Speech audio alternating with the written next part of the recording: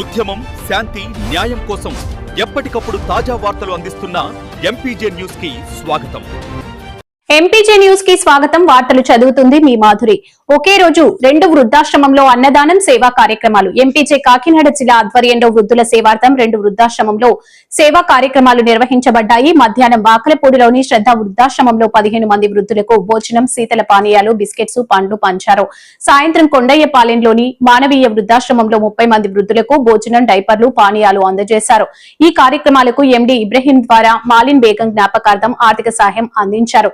జిల్లా అధ్యక్షులు ఎండీ హలీం అధ్యక్షతన జరిగిన ఈ సేవా కార్యక్రమాల్లో పలువురు ప్రముఖులు పాల్గొన్నారు. మానవత్వమే మాకు మంత్రం అనే నినాదంతో ఎంపీజే సేవా కార్యక్రమాలు కొనసాగుతున్నాయి.